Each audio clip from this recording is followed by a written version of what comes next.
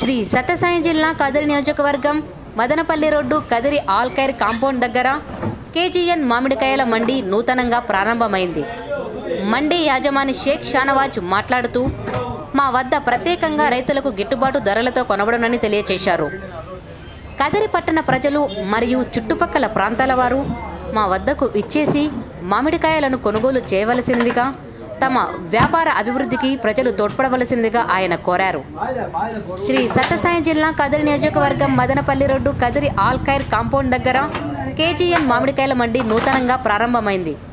మండి యాజమాని షేక్ షానవాజ్ మాట్లాడుతూ మా వద్ద ప్రత్యేకంగా రైతులకు గిట్టుబాటు ధరలతో కొనబడునని తెలియజేశారు.